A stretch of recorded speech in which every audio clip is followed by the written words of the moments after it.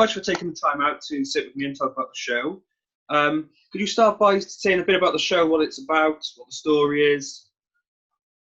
Yeah, of course. Okay, so My Land Short is set in 1831, and it's a retelling of a true event that happened in Wales's history, which was the Merthyr Rising during the Industrial Revolution. In a nutshell, a guy called Dick Penderyn, Richard Lewis, was wrongly accused of stabbing a soldier during some riots, and was sentenced to death, sentenced to be hanged.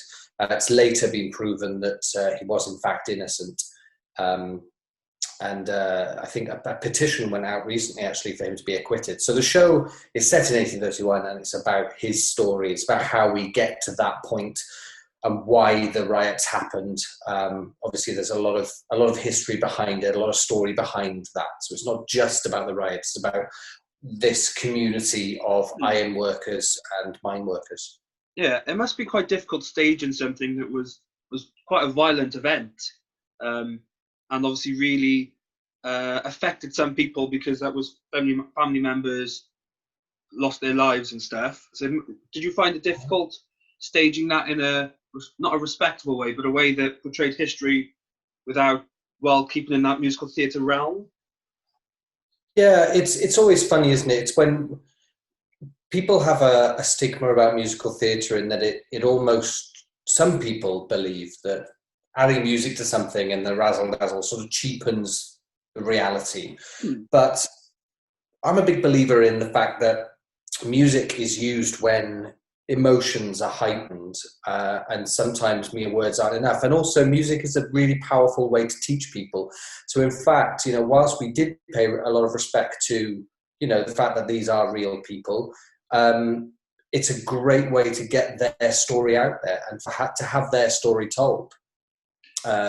People always, take it in a lot more, I think, when there's music to help support that. So no, I didn't find it difficult, and it wasn't a big kind of thought process to go, we must pay a lot of respect. We naturally pay a lot of respect by telling that story. That story isn't told. You yourself said in your review that you haven't heard of it.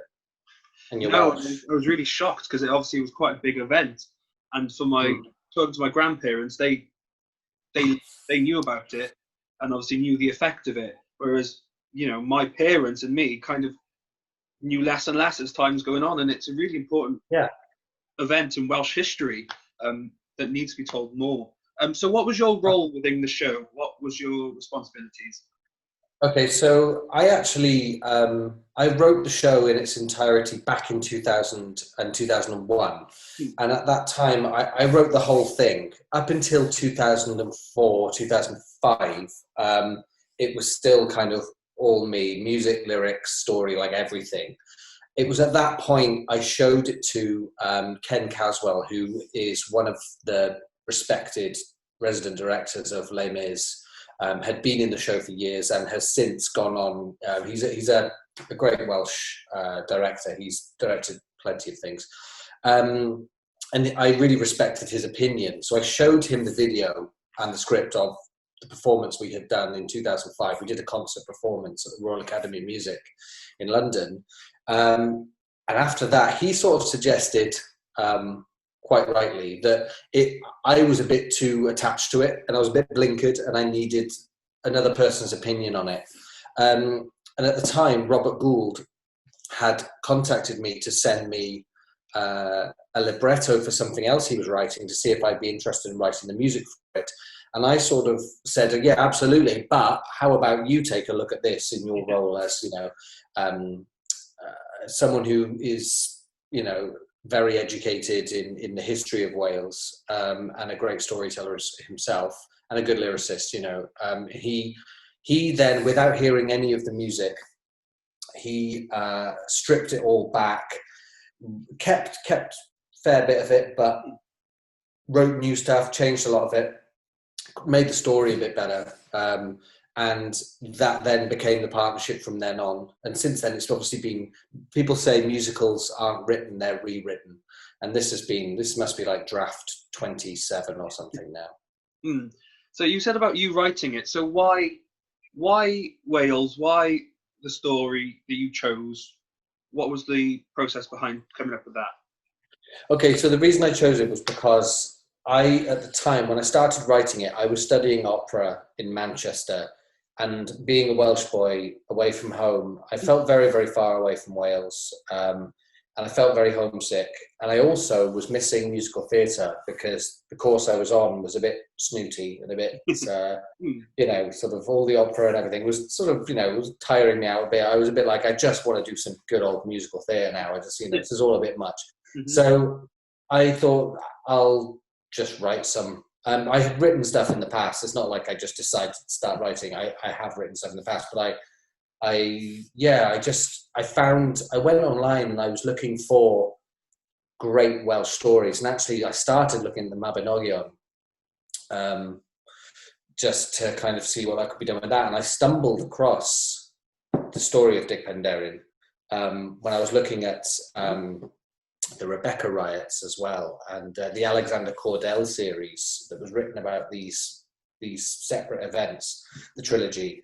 And I loved the story behind it, and it just, without wanting to sound too, without swearing, but I just really liked it. And I wrote that first number, My Land Shore, the title number in it, was the very first thing I ever wrote.